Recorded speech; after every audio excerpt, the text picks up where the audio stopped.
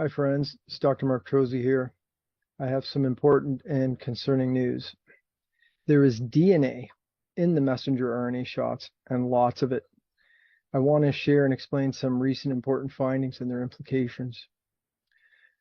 Since I first published in January 2021 the video, "This is not a vaccine," our understanding of the forced injections has gone from bad to worse. First, we knew victims would be producing spike protein within their own bodies, which would be poisoning themselves and triggering an autoimmune attack on the poisoned tissue within them. Secondly, we became aware of shedding of spike protein, so contacts were at least transiently poisoned with spike protein, affecting some people more than others. Third, we discovered the activity of reverse transcriptase, which was incorporating the foreign genetic material into the chromosomes of human liver cells in lab studies. And fourth, we discovered the issue of transfection of messenger RNA by the process in which the victim cells packaged some of the injected mRNA into microvesicles and exported this in their own body fluids so that the injection victim contacts could actually be invaded with messenger RNA, not just the spike protein. The outcomes of all these things include a broad range of diseases and organ failures that we have discussed in detail in other videos and articles, which you can find on drtrozzi.org. But now there is a discovery that makes things even worse with these injections. Kevin McKernan's analysis of Pfizer and Moderna injections show that they do not just claim messenger RNA, but 35% of the genetic content in the vials is actually DNA, including intact DNA plasmids. I will explain what DNA plasmids are and more about this shortly. I want to take a moment to thank some important scientists in this process. I'd like to thank Kevin McKernan for his research analyzing and sequencing Pfizer and Moderna vaccine contents. I'll provide links to his work below. I'd like to thank Drs. Michael Palmer and Dr. Jonathan Gilthorpe for their research and their April 5th, 2023 article titled "COVID-19 mRNA Vaccines Contain Excessive Quantities of Bacterial DNA, Evidence and Implications." And that article is the main source of the report that I'm bringing to you now. I'd also like to thank Doctors for COVID Ethics for publishing and promoting Palmer and Gilthorpe's article.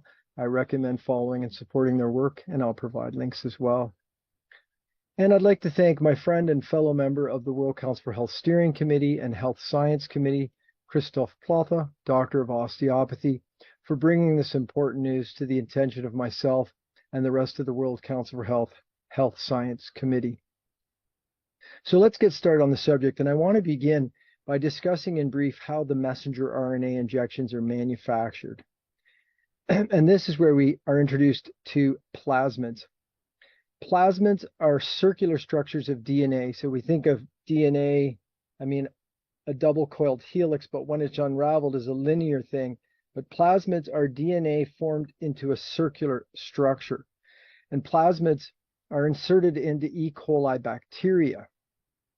So in the case of the manufacturing of these injections, the process begins with E. coli bacteria, which have had DNA plasmids inserted into them.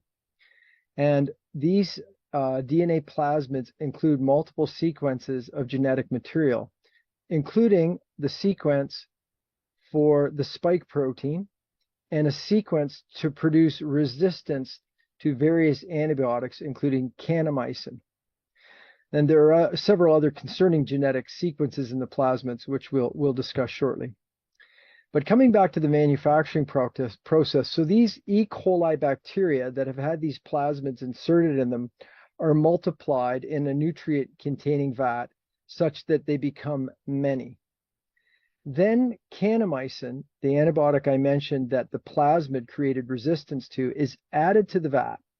And the purposes of this is so that any of the E. coli bacteria that did not take up the plasmids will be killed off by the kanamycin.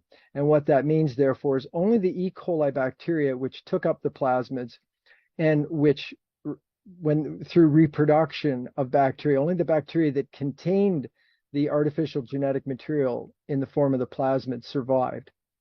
Then these E. coli are harvested for the large supply of plasmid DNA that is within them. This plasmid DNA is then linearized, in other words, cut and put back into a straight format, and it is cleaved into the several genetic sequence components within it.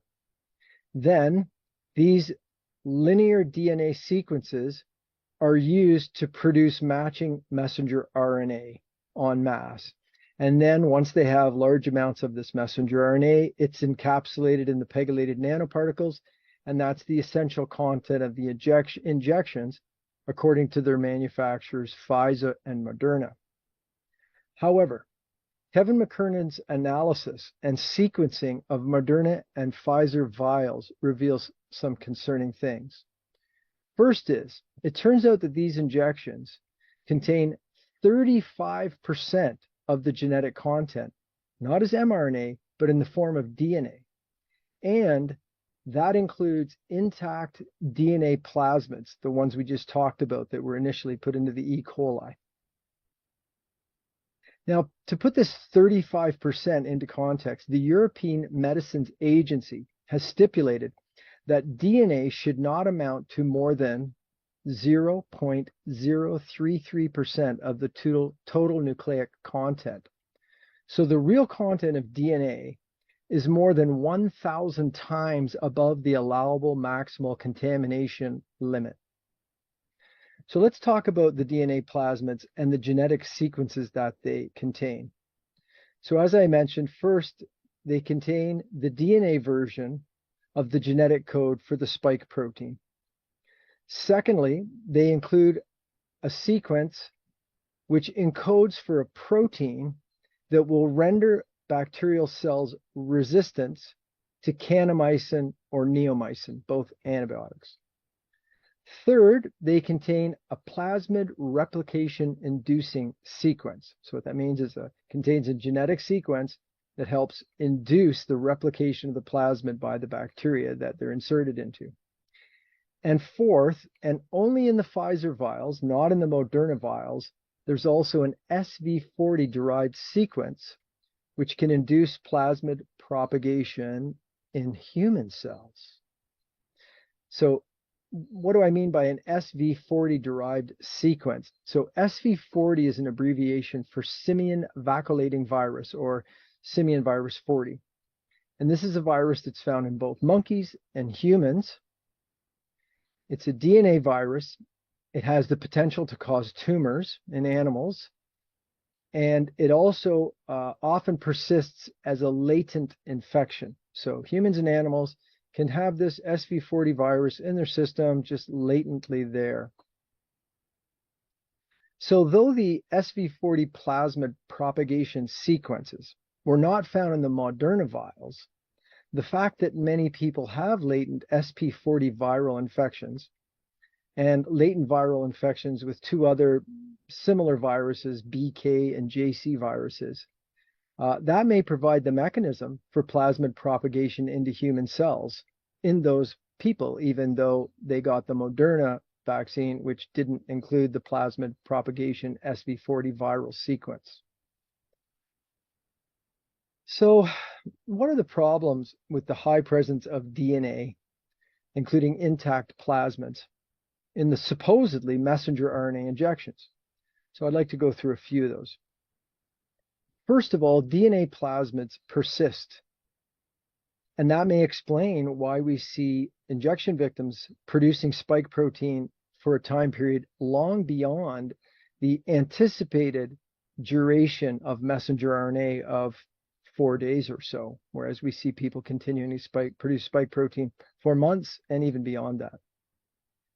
Secondly, plasmid DNA can be incorporated into human DNA, and that would create a permanent and inheritable genetic modification that has multiple problems with it, including the eternal production of spike protein being possible. Also, this can disrupt the genetic sequence at the site of chromosomal integration, and that creates multiple issues, most notably cancers, especially leukemia. Now, regarding this second issue of genotoxicity, the European Medical Agency's assessment report on the Pfizer mRNA vaccine notes this, and I quote, "No genotoxicity studies have been provided. This is acceptable as the components of the vaccine formulation are lipids and RNA that are not expected to have genotoxic potential."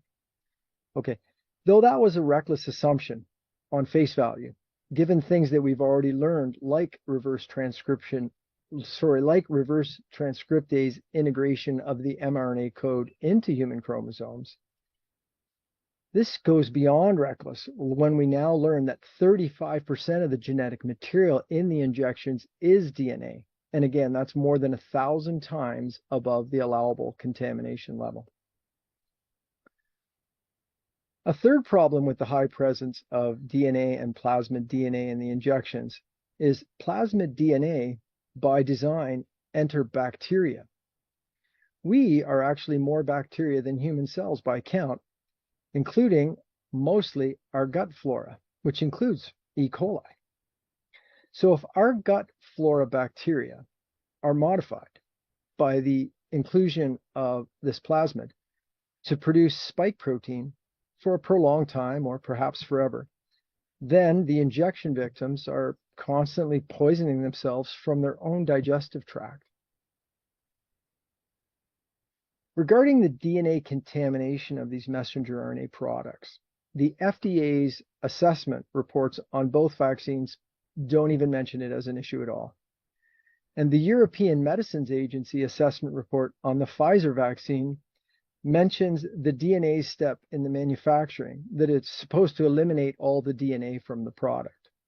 And they state this: the robustness of the DNA's digestion step is not considered comprehensively demonstrated. It's a bit of an obtuse statement. And they use similar language in the European Medicines Agency report on the Moderna vaccine. Well, I'm going to wrap up this video by reading the conclusion statement from Dr. Palmer's and Dr. Gilthorpe's paper. And again, that paper I'll provide below. The authors state this: the presence of contaminating plasmid DNA in Pfizer's and Moderna's messenger RNA vaccine entails severe health risks, in addition to those which were already known and understood. Preeminent among these risks are the prolonged expression of spike protein, which may lead to correspondingly prolonged and more destructive autoimmune-like inflammation, and the induction of malignant diseases after chromosomal integration of the plasmid DNA. Furthermore, the sheer scale of the contamination proves conclusively that the manufacturers have not mastered or properly implemented the design production processes. Each of these issues alone would be reason enough to demand the immediate withdrawal of these vaccines. And that ends their concluding statements. Friends, despite the mountains of evidence regarding these bioweapon injections, medical regulators, including the College of Physicians and Surgeons of Ontario, continue their project to destroy the careers of good doctors who have maintained our oaths and duties, including myself and Dr. Phillips and Dr. Shoemaker and Dr. Lutschke and Dr. Hoff and Dr. Maltus, Dr. Christian, and so many others. I find it impossible to relate to their actions on a logical or moral basis, but it is true. However, despite them and the loss of my income, I will continue to be a real doctor. I will continue my vigilance. I will continue informing you, and I will continue my ongoing activism to help stop this madness, to return human rights and the rule of law, and to help heal the sick and injured among us. Thanks for being on this journey with me.